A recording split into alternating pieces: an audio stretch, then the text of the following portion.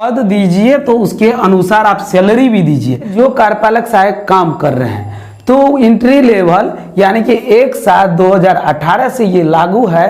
तो 1/7/2018 से जो लागू है, जो एग्जीक्यूटिव असिस्टेंट पहले से काम कर रहे हैं, कार्यपालक सहायक पहले से काम कर रहे हैं, तो उनको 18 में आके 16,843 रुपया मिलने लगा 1/7/2018 से। और उनको ईपीएफ वगैरह सब कटौती होने लगा, गवर्नमेंट का ये रूल हुआ। उसके बाद इसका सेकेंड, जैसे इसका 10% वृद्धि भी दिया। इसमें आपको प्रत्येक साल प्रति वर्ष आपको 10% की वृद्धि होगी, इंक्रीजमेंट होगी।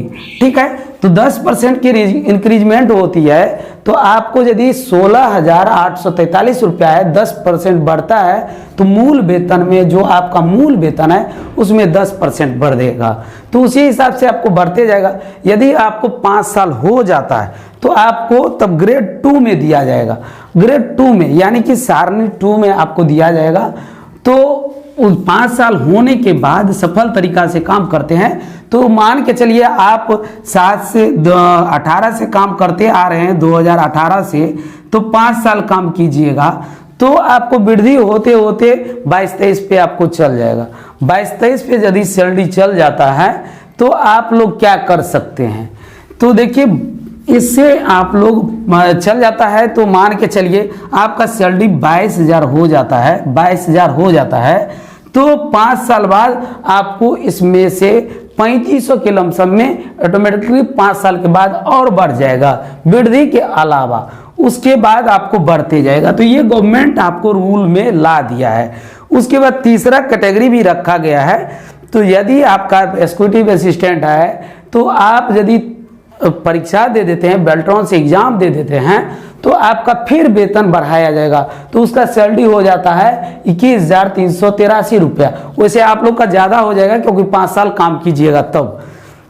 देखिए ये चीज़ गवर्नमेंट को नहीं करना चाहिए क्योंकि ये खुद एग्ज़ाम दे के आया है। क्योंकि एग्ज़ाम दिया है, उसके बाद क्या किया है, एग्जाम देने के बाद टाइपिंग टेस्ट दिया है। टाइपिंग टेस्ट देने के बाद जिला पदाधिकारी के महोदय के निगरानी में आप लोग उनका इंटरव्यू लिया गया है और उसके बाद फिर से एग्जाम ले रहे हैं। तो इसका मतलब है आप आईएएस ऑफिसर, एक जिला अधिकारी जो होता है उस पर आप सवाल खड़ा कर रहे हैं। क्योंकि ये आपको जरूरी नहीं था, क्योंकि बेल्ट्रॉन एक एनजीओ कंपनी है तो इसका दक्षता लेने का कोई जरूरत नहीं होता है। क्योंकि ये जिनका एग्जाम हो चुका है वो विद्यार्थी पढ़ता नहीं है। आप सोच सकते हैं जो 10 साल कर्मी काम कर लिया है, ये कार्यपालक सहायक के पद पे 10 साल से काम करते आ रहा है, वो अपने क्या कर रहा है, आपका काम कर रहा है, सरकार का काम कर रहा है, घर का काम नहीं कर रहा है।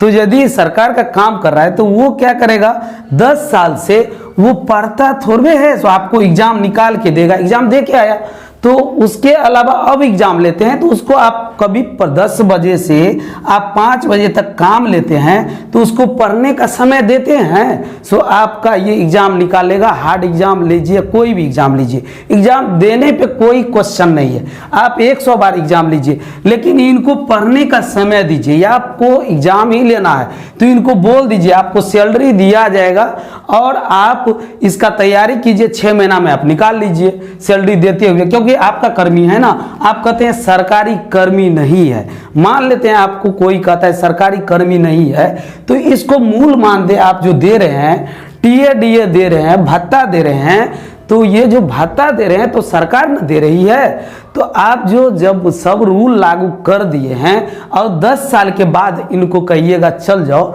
निकल जाओ, तो इसका बच्चे सब कहाँ जाएगा? एक चीज बताइए, 10 साल इससे काम करा के इसको हटा देगा तो क्यों आप इसको हटाइएगा? नहीं हटा सकते। आप एग्रीमेंट मान के चलिए, कहिएगा आप एग्रीमेंट करते हैं तो एग्रीमेंट करते हैं, ठीक है एग्रीमेंट कर रहे हैं तो कितना दिन का आप एग्रीमेंट ले रहे हैं? 11 माह से ज़्यादा आप काम नहीं करवा सकते हैं इनसे।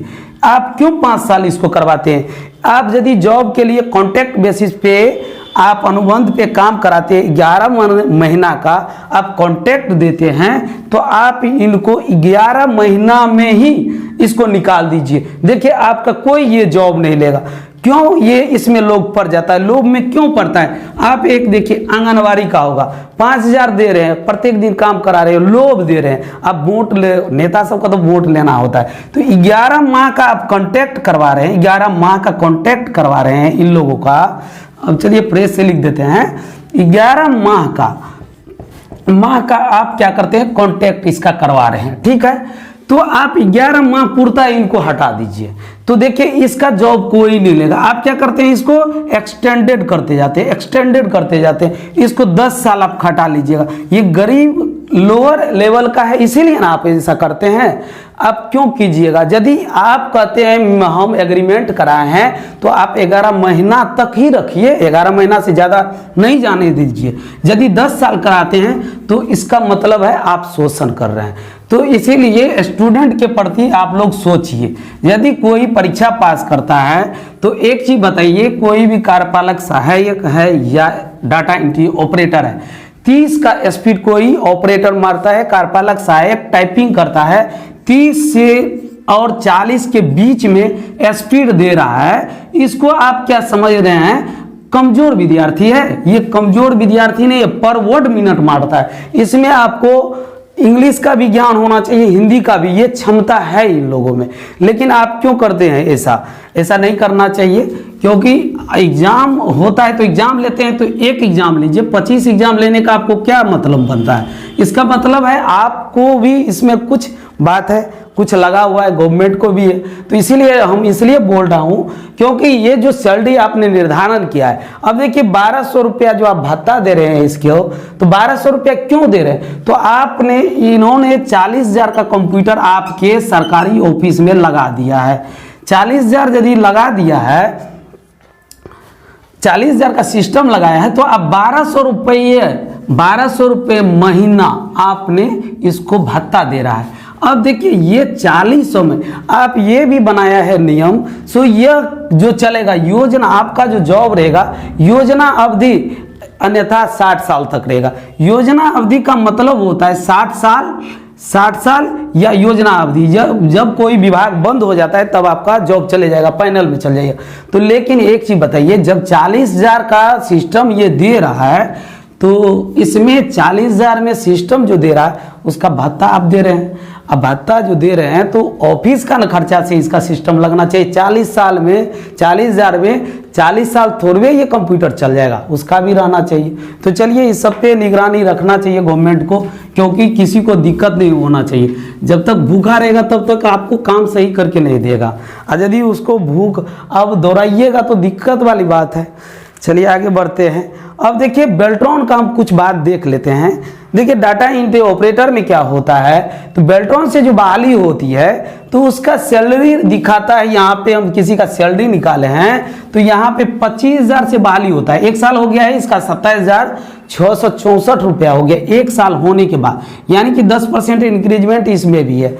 तो इसमें इसके सैलरी में SGST या CGST कहाँ से घुस जाता है? अब देखिए गवर्नमेंट कितना इसके सैलरी से, 25,000 आप दिखा रहे हैं, हम आपको सैलरी दे रहे हैं, और 2,000 4,000 आप ही ले रहे हैं, तो उसको क्या बचा? 20,000 21,000 बच रहा है। तो आप यदि इसको 25,000 के सैलरी पे, डाटा एंट्री ऑपरेटर में 25,000 के सैलरी पे आप 4,000 रुपया काट सकते हैं, तो आप जिनका सैलरी 80,000 रुपया है उनका भी तो आप काटने का आपको अधिकार है, उसका भी GST काट लीजिए, तब किसी को दिक्कत नहीं होगा। यहाँ पे क्या होता है, आपने बहाली किया, ठीक है, बहाली कर दिया, कोई दिक्कत नहीं है, बहाली किया, आपने इनको पोस्ट दे दिया क्लर्क लेवल का, आपने दे दिया किसका, तो क्लर्क लेवल का पोस्ट दे दिया।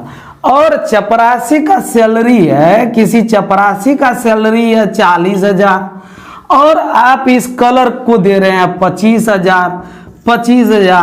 आप सोच सकते हैं, तो ये चपरासी इस क्लर्क का कभी बात मानेगा? नहीं मानेगा ना, क्योंकि ये कहेगा, चपरासी बोलेगा तुम्हारा सैलरी है 25,000, मेरा सैलरी है 40,000, हम तुम्हारा फाइल उगेंगे, तो ये आपका फाइल नहीं उठाएगा। पद देने से नहीं होता है, उसका पद दीजिए तो उसके अनुसार आप सैलरी भी दीजिए। अब देखिए डाटा एंट्री ऑपरेटर